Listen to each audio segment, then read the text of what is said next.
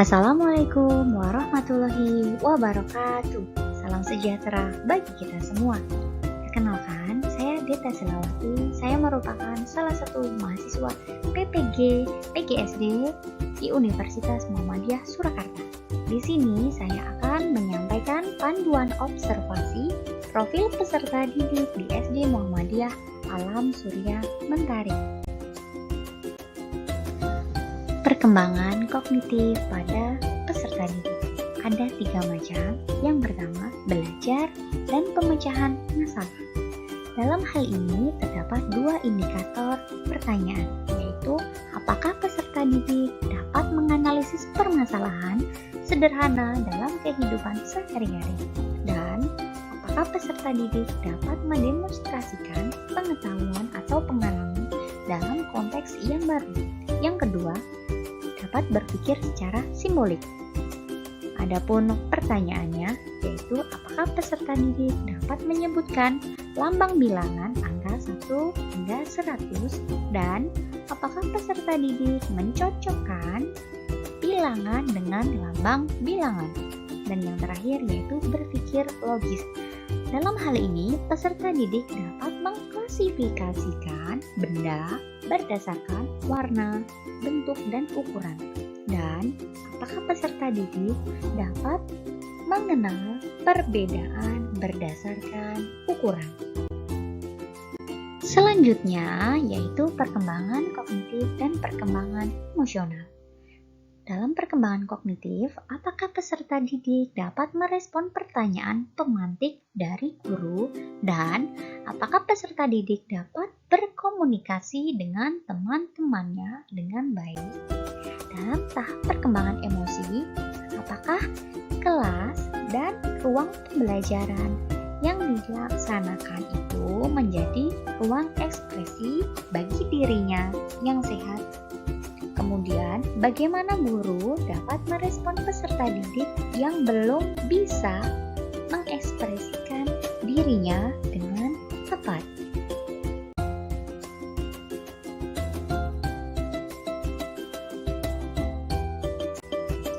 Dalam perkembangan sosial dan perkembangan moral. Dalam perkembangan sosial, yaitu bagaimana guru memfasilitasi peserta didik dalam mengembangkan keterampilan sosial peserta didik ketika sedang mengikuti kegiatan belajar, contohnya dalam kerja kelompok. Dan bagaimana guru membangun atmosfer yang mendukung peserta didik untuk dapat mengembangkan kemampuan bersosialisasi seperti peka terhadap situasi sekitar lingkungan, berempati, saling menghargai, serta berinteraksi dan berkomunikasi. Dalam tahap perkembangan moral, yaitu apakah siswa mampu membedakan hal yang baik dan buruk ketika di dalam kelas, dan bagaimana tutur kata atau sopan santun peserta didik ketika berada di lingkungan sekolah. Pada etnik dan kultur budaya, etnik yaitu apakah peserta didik berasal dari suku yang berbeda-beda, dan apa saja suku bangsa peserta didik yang berada di dalam kelas. Dalam kultur budaya, yaitu apakah fasilitas sekolah mendukung dan memadai untuk pelaksanaan kegiatan pembelajaran, dan apakah dalam satu kelas peserta didik itu memiliki budaya yang berbeda-beda. Status sosial. Apa saja pekerjaan atau profesi orang tua peserta didik dalam satu kelas, dan apa ada yang berprofesi sebagai pegawai atau pejabat, contohnya PNS, RT, RW, atau lurah. Minat. Dalam hal ini, apakah siswa tertarik atau antusias dalam mengikuti proses pembelajaran, dan bagaimana keterlibatan peserta didik dalam kegiatan pembelajaran berlangsung. Identifikasi kesiapan peserta didik. Dalam hal ini, indikator pertanyaan yaitu bagaimana kemampuan awal peserta didik dalam mengikuti pembelajaran, apa merata atau tidak. Kemudian, apakah guru melakukan serangkaian tes atau pretest atau observasi pengamatan atau wawancara untuk mengetahui kemampuan awal peserta didik. Gaya belajar. Berapa jumlah peserta didik yang memiliki gaya belajar di kelas? Dalam hal ini, gaya belajar itu dikelompokkan menjadi 4 komponen. Yang pertama, visual, auditif, yang ketiga, kinestetik, dan yang terakhir, reading dan writing.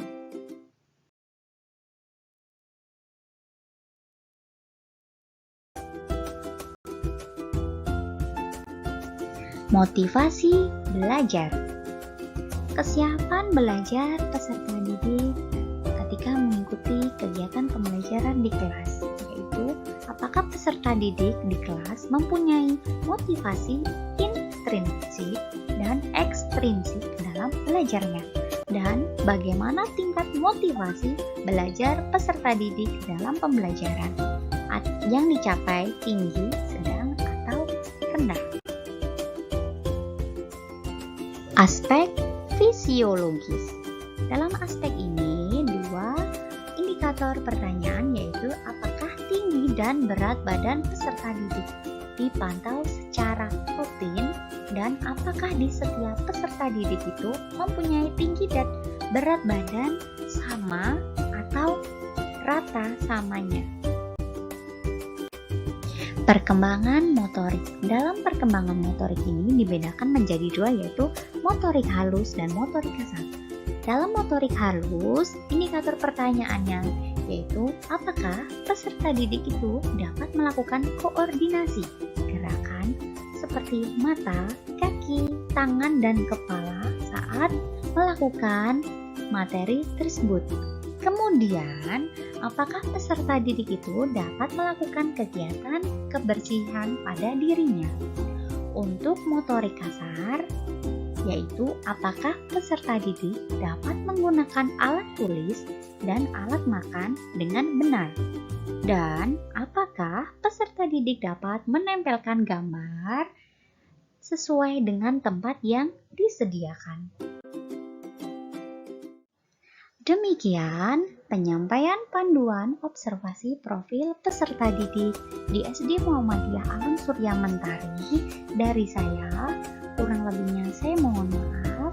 Wabillahi taufiq wal hidayah. Wassalamualaikum warahmatullahi wabarakatuh, dan semoga dapat bermanfaat.